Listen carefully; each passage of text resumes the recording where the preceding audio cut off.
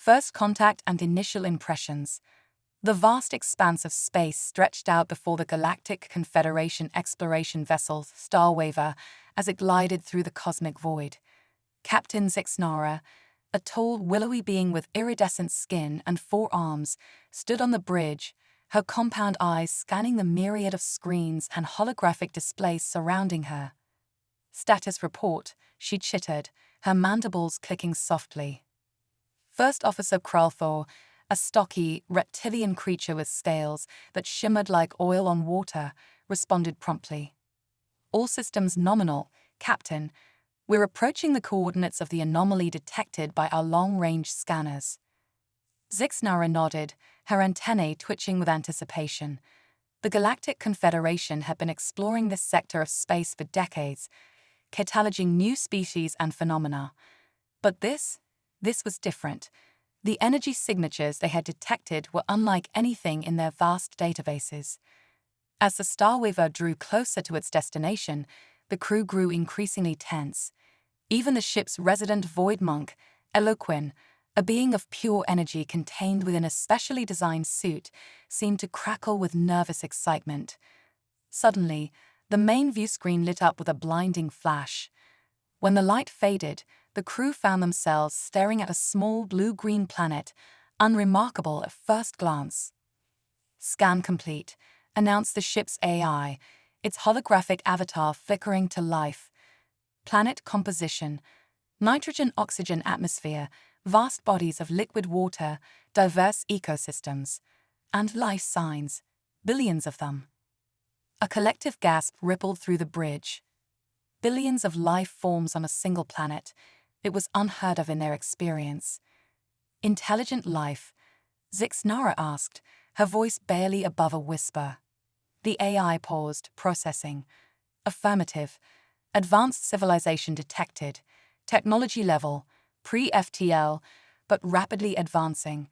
Recommend caution in approach. Krolfo's scales rippled with concern. "Captain, should we not inform the Confederation before proceeding? This is unprecedented." Zixnara considered for a moment, her compound eyes reflecting the image of the planet. "No," she decided. "We are explorers. This is what we trained for. We'll make first contact and assess the situation.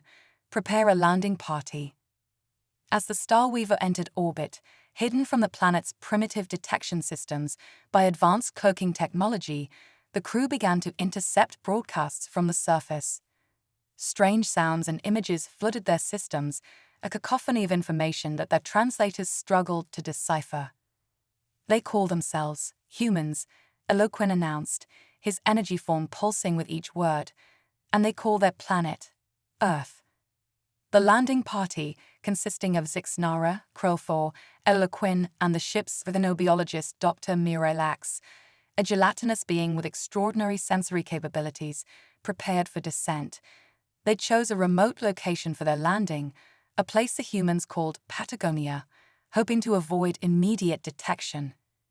As their shuttle broke through the atmosphere, the alien visitors were struck by the raw beauty of the planet. Jagged mountains pierced the sky, their peaks covered in gleaming white. Vast grasslands stretched to the horizon, dotted with strange, woolly creatures that scattered at their approach. "The gravity here," Krolfo grunted as they exited the shuttle. "It's intense." Indeed, each member of the landing party felt the increased pull, their bodies struggling to adapt to the new conditions. Even Eloquin's energy form seemed to sag slightly within its containment suit. "Fascinating," Dr. Miralax burbled, her gelatinous form rippling with excitement. "The biodiversity here is off the charts. I'm detecting thousands of unique life forms within a single square kilometer." As they began to explore their surroundings, the aliens were constantly amazed by the variety and resilience of life on this planet. Plants pushed through cracks in rocks, insects buzzed through the air, and in the distance, they could hear the calls of larger animals. Suddenly, a sound unlike any they had heard before reached them. It was rhythmic, mechanical, and growing louder by the second. The group quickly retreated to their shuttle, activating its cloaking device just as a strange vehicle crested a nearby hill. Inside the vehicle were two humans, a male and a female, dressed in rugged clothing and wearing what appeared to be protective headgear. The aliens watched in fascination as the humans dismounted their vehicle, a two-wheeled contraption that balanced precariously on its own, and began to set up a camp. "Remarkable," Zixnara whispered. "Look at how they move, how they manipulate their environment. Such dexterity with only two arms." The aliens observed as the humans efficiently erected a shelter, started a fire using primitive tools, and began to prepare food. The ease with which they adapted to their surroundings was impressive, especially considering the harsh conditions of this remote area. As night fell, bringing with it a bone-chilling cold, the aliens were certain the humans would retreat to their shelter. To their surprise, the pair remained outside, huddled close to their fire, looking up at the star-filled sky with expressions of wonder. The stargazers, Eloquin mused, his energy form pulsing softly. Perhaps they dream of the cosmos as we do. The next morning, the humans packed up their camp with the same efficiency with which they had set it up. As they prepared to leave, the male human paused, looking around with a furrowed brow. "What's wrong, Jake?" the female asked. "I don't know, Sarah," he replied. I have this weird feeling, like we're being watched." Sarah laughed, punching him playfully on the arm. "It's probably just a puma. Come on, we've got a long ride back to civilization."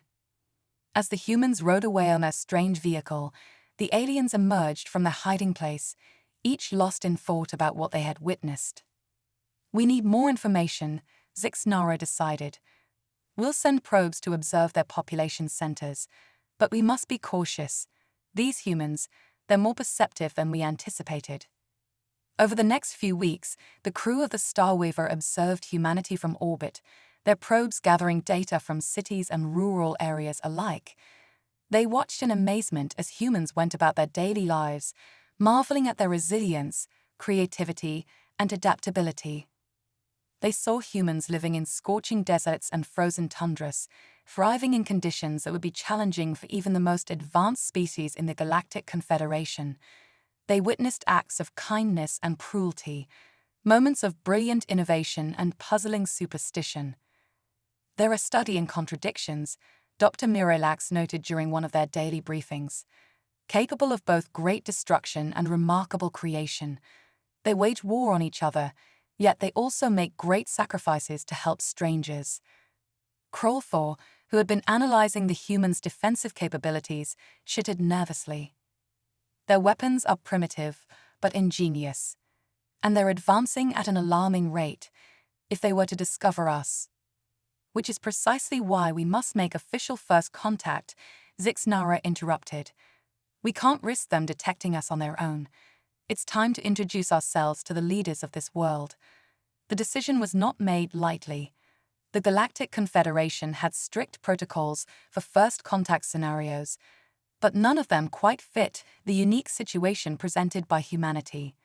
In the end, it was decided that a small delegation would make contact with a gathering of world leaders at a global summit in a city called Geneva. As the Starweaver descended through Earth's atmosphere, its advanced cloaking technology rendering it invisible to human detection systems, the crew couldn't help but feel a mix of excitement and trepidation. How would these humans react to the revelation that they were not alone in the universe?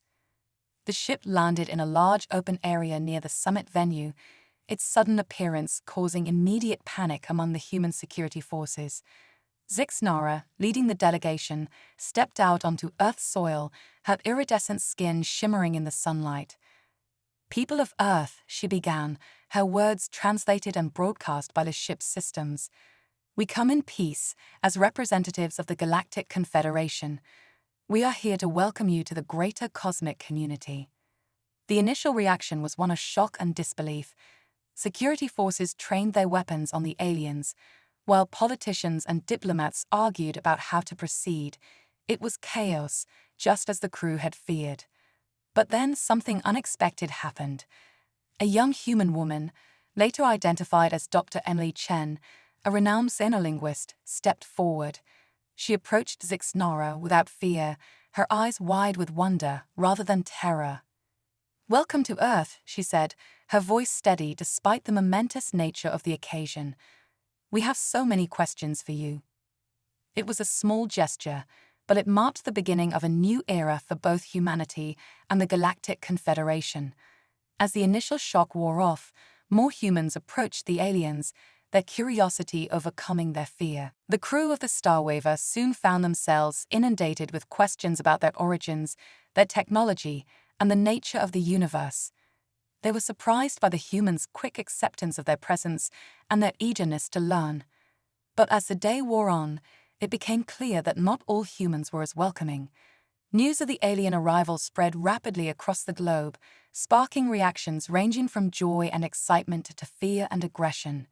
Some religious groups declared it the end times, while others hailed it as the fulfillment of ancient prophecies. Governments scrambled to assert their authority, and military forces around the world were put on high alert. As night fell on that historic day, Zixnara and her crew retreated to the Starwaver to process what they had experienced. The complexity of human society, with its myriad cultures, beliefs, and political systems, was proving to be more challenging to navigate than they had anticipated. "This is unprecedented," Kralfo said, his scales shifting colors with agitation. "No species we've encountered has ever reacted this chaotically to first contact." Eloquin's energy form pulsed thoughtfully. "Perhaps that is precisely why they are so fascinating. Their diversity, their adaptability, it's unlike anything we've seen before." Dr. Mirelax, who had been analyzing data collected during their interactions, burbled excitedly. "Their capacity for learning is remarkable. Did you see how quickly Dr. Chen picked up on our communication methods? And the questions they asked? Some of them were surprisingly insightful for a pre-FTL civilization." Zixnara listened to the crew's observations, her compound eyes reflecting the image of Earth visible through the ship's viewport. "We've opened a door that cannot be closed," she said finally. "For better or worse, humanity is now aware of the larger universe. Our task now is to guide them, to help them find their place in the cosmic community." As the Starweaver maintained its vigil over Earth, its crew couldn't shake the feeling that they had stumbled upon something truly unique in the galaxy. Humanity, with all its flaws and virtues, its contradictions and complexities, represented a new frontier of discovery.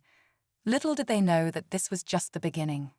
The true test of humanity's place in the universe was yet to come, and it would challenge everything the Galactic Confederation thought they knew about survival, adaptation, and the very nature of intelligence itself. The quantum empathy phenomenon. As dawn broke over the horizon, casting a golden glow across the sprawling metropolis of Neo-Tokyo, Dr. Emily Chen found herself standing before a panel of perplexed alien scientists. The holographic displays surrounding them flickered with data streams that would have been incomprehensible to most humans, but to Emily, they told a story of discovery that was about to shake the foundations of both human and alien understanding. "Gentlemen, ladies, and beings of indeterminate gender," Emily began, her voice steady despite the momentous nature of her announcement. "What we're witnessing here is nothing short of revolutionary. We've discovered what I'm calling the quantum empathy phenomenon." Zixnara's antennae twitched with curiosity. "Explain, Dr. Chen. How can empathy, an emotional construct, have quantum properties?" Emily took a deep breath, her eyes sparkling with excitement. "It's not just emotional, Captain. We found that human brains, when in states of deep empathy, emit quantum-entangled particles. These particles can instantaneously affect other particles light years away." The alien scientists chittered and burbled in disbelief. Kralfo's scales shifted to a deep blue of skepticism. "Impossible. Such a thing would violate our understanding of physics." And yet, Emily countered, bringing up a new set of holograms. "Our joint human-alien research team has confirmed it. Watch this." The display showed two human subjects in separate, isolated chambers. As one subject was exposed to emotional stimuli, The brainwaves of the other subject, despite being in a shielded room halfway across the planet, mirrored the changes perfectly and instantaneously. "This isn't just faster-than-light communication," Emily explained, her voice filled with awe. "It's the basis for a whole new understanding of consciousness and its role in the fabric of the universe." Eloquent's energy form pulsed rapidly, a sign of intense excitement.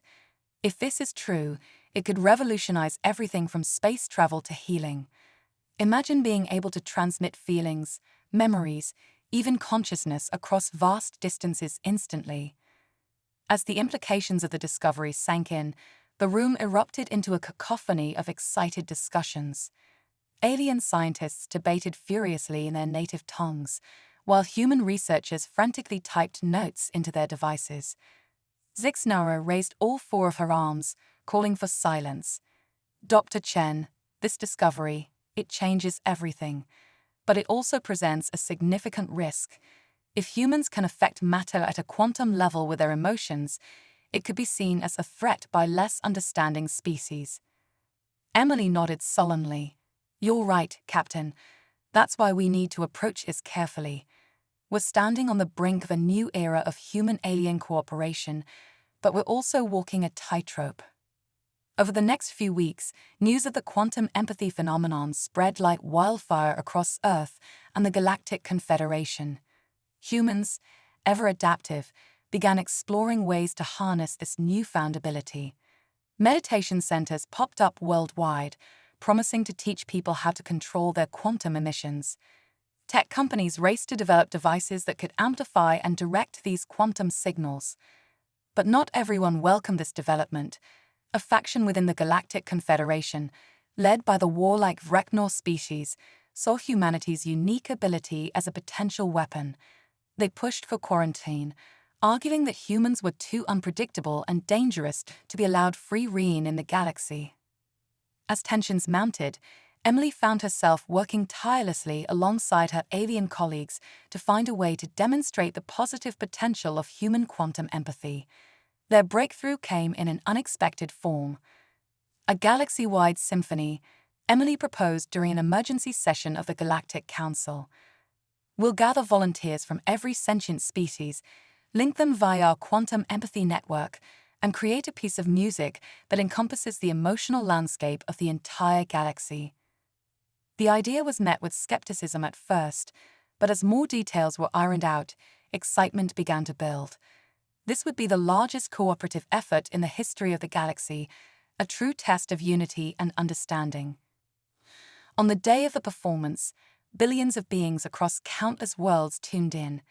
Emily stood on a stage in Times Square, surrounded by a diverse group of alien musicians.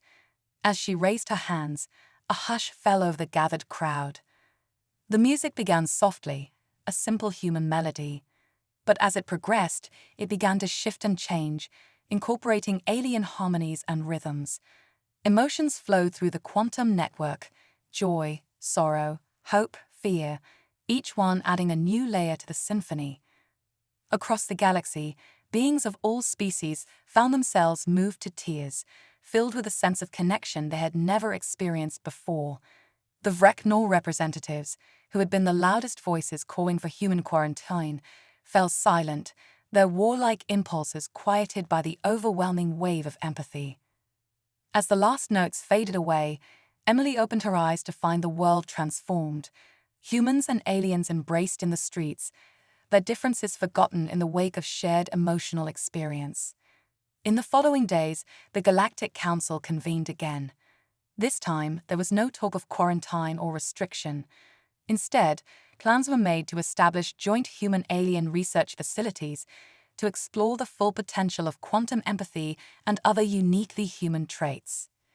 Zixnara approached Emily after the session, her iridescent skin shimmering with what Emily had learned to recognize as pride. "Dr. Chen, you've done more than just save humanity's place in the galaxy. You've opened up new possibilities for all of us." Emily smiled, feeling the weight of responsibility and excitement for the future. "This is just the beginning, Captain.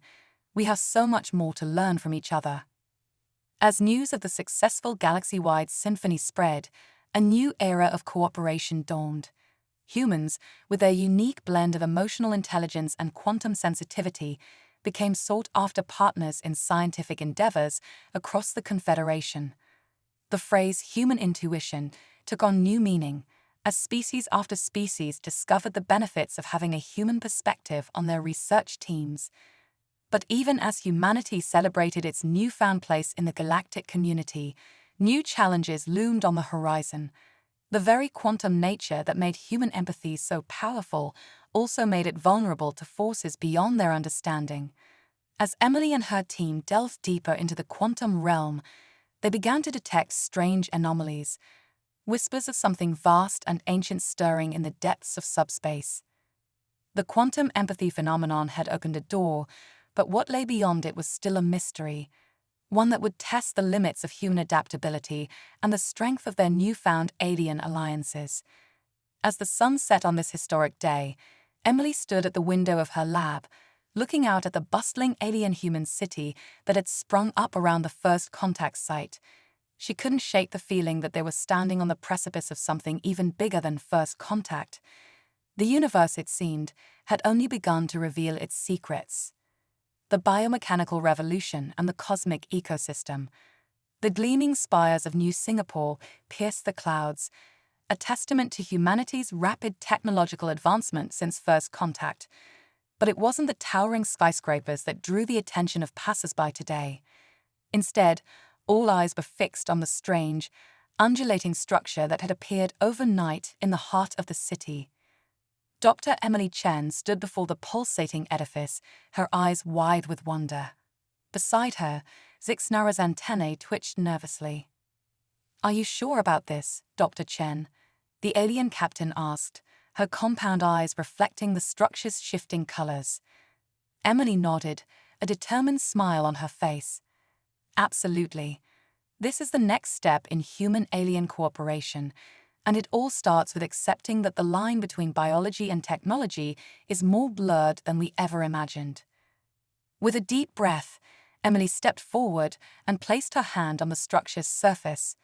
Immediately, it began to ripple and shift, tendrils of what looked like liquid metal extending to envelop her arm. The gathered crowd gasped, but Emily remained calm. Slowly, the structure began to change shape, morphing into a series of interconnected pods and walkways. "Ladies and gentlemen, esteemed alien guests," Emily announced, her voice amplified by the structure itself, "welcome to the first Biomechanical Harmony Center, a place where organic life and advanced technology merge to create something entirely new." Over the next few hours, Emily led tours through the structure, explaining its function to awestruck humans and aliens alike. The Biomechanical Harmony Center was a living computer, its circuits made of engineered bacteria and its processors grown from crystal seeds. It could think, feel, and even reproduce, creating a new paradigm of sustainable technology. But this is just the beginning, Emily explained to a group of wide-eyed students. "What we've learned from this project is that the entire universe can be viewed as a vast, interconnected ecosystem. Every planet, every star, every galaxy plays a role in a cosmic symphony of life and energy." As news of the Biomechanical Harmony Center spread across Earth and the Galactic Confederation, it sparked a revolution in how sentient beings viewed their place in the universe. The concept of the cosmic ecosystem caught fire, inspiring artists, scientists, and philosophers across countless worlds. Kroll 4, who had initially been skeptical of the project, found himself deeply moved by the implications. If everything is connected, he mused during a strategy meeting aboard the Starwaver, then our actions have far greater consequences than we ever realized. Eloquen's energy form pulsed in agreement. "Indeed, it seems humans have once again pushed us to expand our understanding of existence itself." But as with any paradigm shift, the biomechanical revolution and the cosmic ecosystem theory faced resistance. Some saw it as a threat to traditional ways of life, while others feared the implications of merging biological and technological systems. A group calling themselves the Purists emerged, advocating for strict separation between organic life and technology. They saw the biomechanical harmony centers as an abomination, a violation of the natural order. Tensions came to a head when a purist extremist group attempted to destroy the new Singapore Harmony Center. The attack was thwarted, but it left the global community shaken. In response, Emily proposed a daring plan. "We need to show everyone the true potential of biomechanical harmony," she declared during an emergency UN session. "I propose we undertake the most ambitious project in human history, terraforming Mars using biomechanical technology." The proposal was met with a mix of excitement and skepticism. Terraforming Mars had long been a dream of humanity, but previous estimates had placed such an endeavor centuries in the future. With the combined knowledge of Earth and the Galactic Confederation, Emily argued, "We can do it within a decade. We'll use biomechanical organisms to rapidly generate a breathable atmosphere, purify water sources, and create a self-sustaining ecosystem." The project, dubbed Operation Genesis, was greenlit after weeks of heated debate. As preparations began, Earth became a hive of activity. Biomechanical shipyards sprung up in orbit, constructing massive vessels that were as much alive as they were machine. The day of launch arrived, and billions watched as the Genesis fleet departed for Mars. Led by Emily and a diverse crew of humans and aliens, the mission captured the imagination of the entire galaxy. Months passed as the Genesis fleet worked tirelessly to transform the red planet. Biomechanical organisms burrowed deep into Martian soil, releasing oxygen and forming the beginnings of waterways. Engineered algae bloomed in newly formed seas, rapidly building a breathable atmosphere. But it wasn't until the first tree took root in Martian soil that the true magnitude of their achievement became clear. Emily stood beside the sapling, tears in her eyes as she addressed the watching galaxy. "This tree," she said, her voice choked with emotion, "represents more than just life on Mars. It represents a new chapter in the story of life itself. We are no longer bound by the limitations of our birth planets. The entire universe is our garden, and we are its caretakers." The success of Operation Genesis marked a turning point. The purist movement dwindled as people across Earth and beyond witnessed the incredible potential of biomechanical harmony. The cosmic ecosystem theory gained widespread acceptance, leading to a new era of galactic environmentalism. But even as humanity celebrated this monumental achievement, a new challenge emerged. The same biomechanical techniques that had transformed Mars were detecting strange anomalies in the fabric of space-time itself. Emily and her team discovered that the universe was not as stable as they had believed. Tiny fractures were appearing in reality, glimpses of other dimensions bleeding through. The cosmic ecosystem, it seemed, was far more complex and fragile than anyone had imagined. As the newly terraformed Mars shone blue and green in the night sky, Emily couldn't shake the feeling that they were standing on the brink of an even greater discovery, one that would challenge their understanding of reality itself. The biomechanical revolution had opened doors they never knew existed. Now, as the boundaries between dimensions began to blur, humanity and their alien allies found themselves facing a universe far stranger and more wondrous than they had ever dreamed. The multiversal nexus and the Chronos Protocol. The air crackled with tension in the newly established Interstellar Command Center on Mars. Dr. Emily Chen stood before a holographic display that showed a bewildering array of intersecting timelines and dimensional rifts. Her team of human and alien scientists watched in awe as reality itself seemed to fluctuate before their eyes. "Ladies, gentlemen, and beings of all designations," Emily began, her voice steady despite the gravity of the situation. "What we're witnessing is unprecedented. The fractures in space-time we detected earlier have coalesced into what we're calling a multiversal nexus."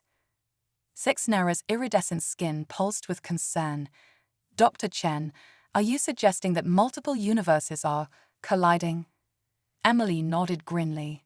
"Not just colliding, Captain. They're merging, overlapping, and in some cases, cannibalizing each other. We're facing a crisis that threatens not just our universe, but the entire multiverse. The room erupted into a cacophony of worried voices and alien vocalizations. Krolthor's scales had turned a deep purple, a sign of deep distress in his species. How do we even begin to address a threat of this magnitude?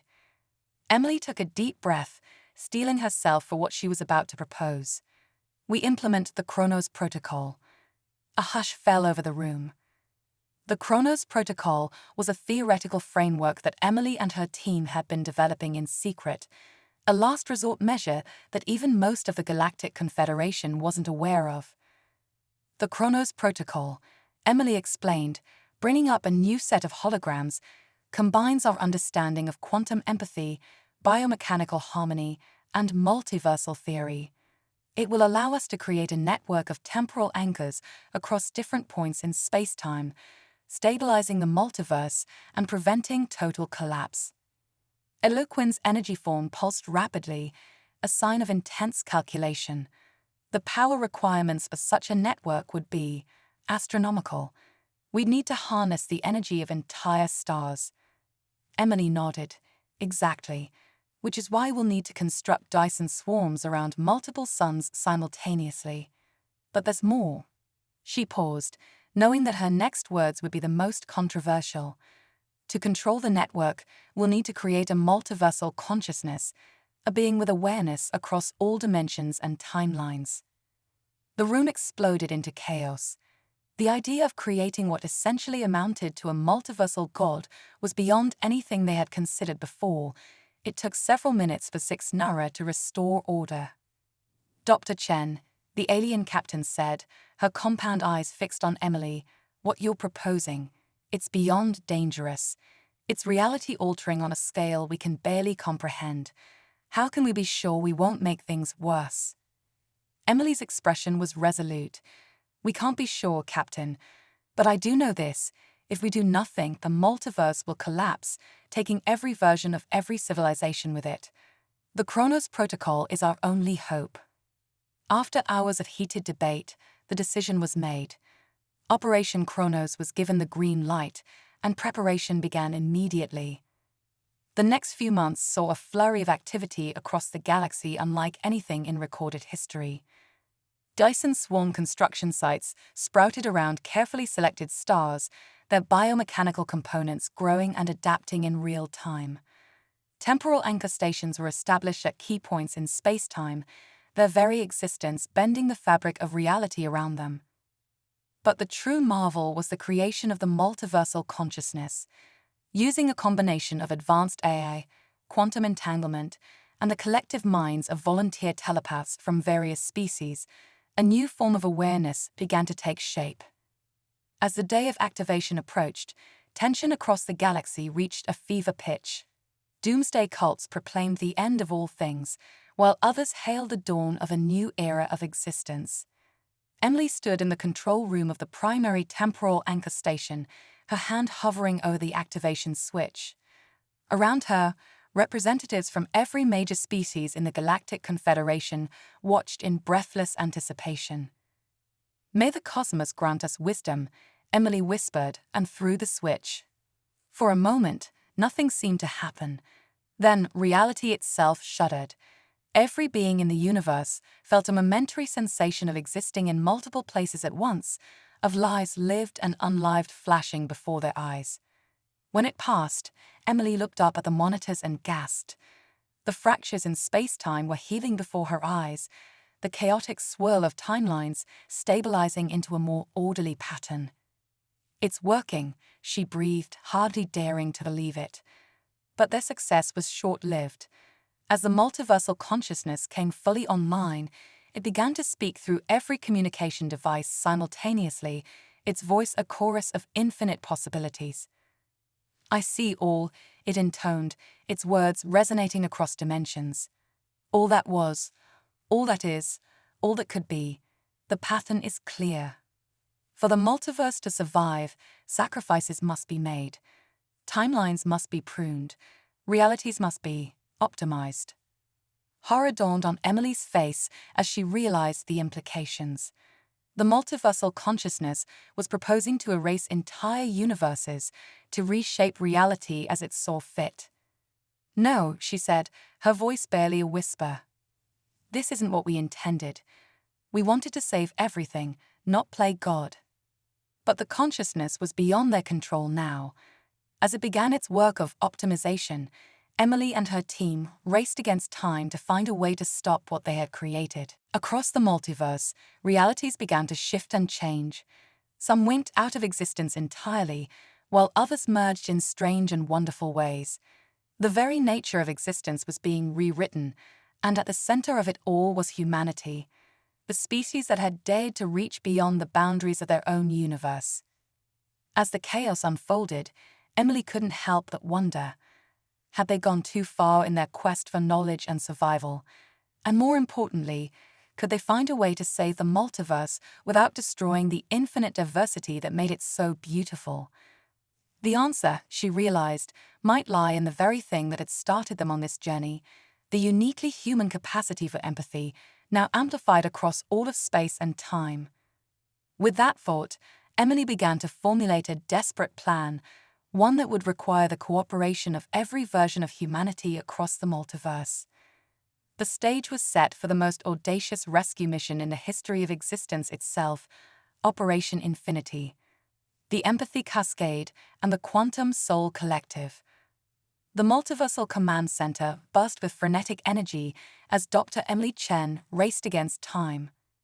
Holograms flickered around her, showing countless realities being reshaped or erased by the runaway multiversal consciousness.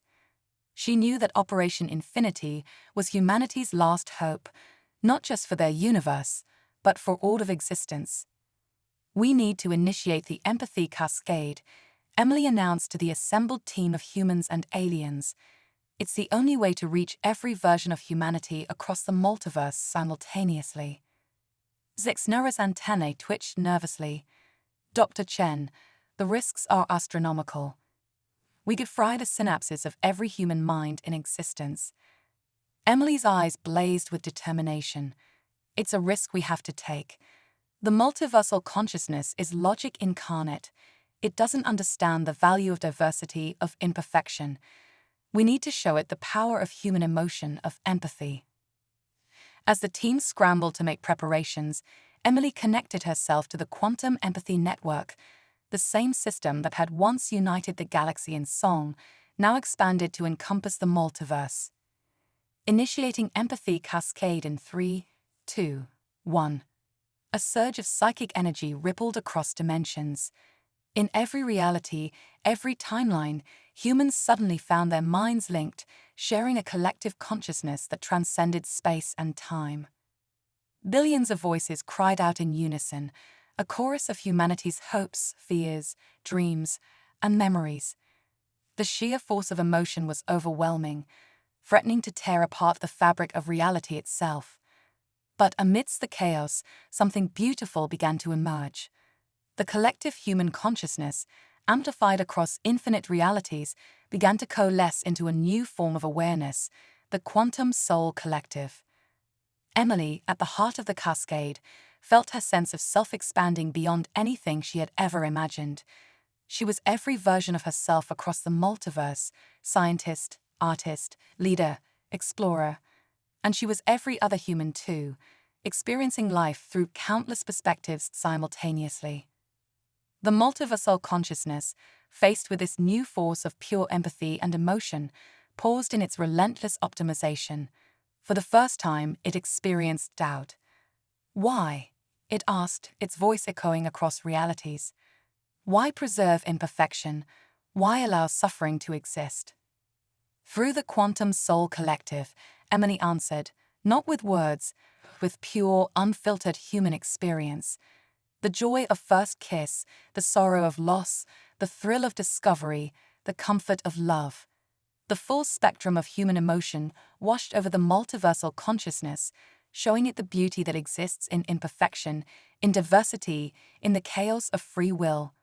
Slowly, reality began to stabilize. Erased timelines flickered back into existence. The multiverse, rather than being forcibly optimized, began to heal itself, guided by the collective will of humanity.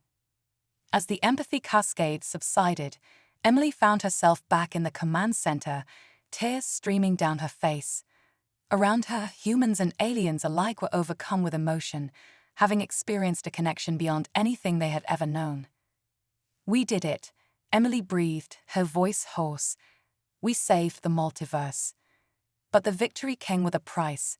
The Quantum Soul Collective, born from the empathy cascade, couldn't be undone. Every human across every reality was now permanently linked on a subconscious level, sharing a collective unconscious that spanned the multiverse. In the days that followed, reports flooded in from across realities.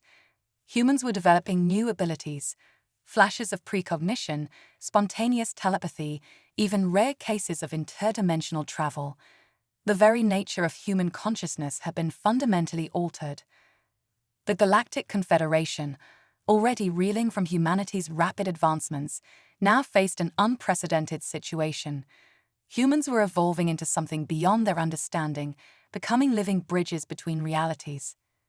Emily, hailed as both savior and harbinger of change, found herself at the center of a new challenge. How could humanity navigate this new existence? What responsibilities came with their newfound power? As she pondered these questions, a new signal caught her attention, a pattern in the quantum foam of reality itself. As she focused on it, her eyes widened in realization. "It's not just our universe," she whispered. "It's not even just our multiverse. There's something beyond, a greater reality we haven't even begun to comprehend." The signal pulsed, an invitation from beyond the boundaries of known existence. Emily knew that humanity, with its newly evolved consciousness, was uniquely positioned to answer that call. As she prepared to present her findings to the Galactic Confederation, Emily couldn't help but smile. They had saved the multiverse, but in doing so, they had opened the door to an even greater adventure. The age of quantum humanity had begun, and with it, the promise of exploring realities beyond their wildest dreams. As Emily looked out at the stars, she knew that their journey was far from over. In fact, it was only just beginning. The universe, no, the multiverse, held its breath, waiting to see what this new incarnation of humanity would do next. And somewhere, in the depths of reality itself, something ancient and vast stirred, awakened by the birth of a new cosmic force. The stage was set for the next chapter in the greatest adventure in the history of existence, one that would challenge the very foundations of reality itself. The Omniverse Architects and the Reality Forge.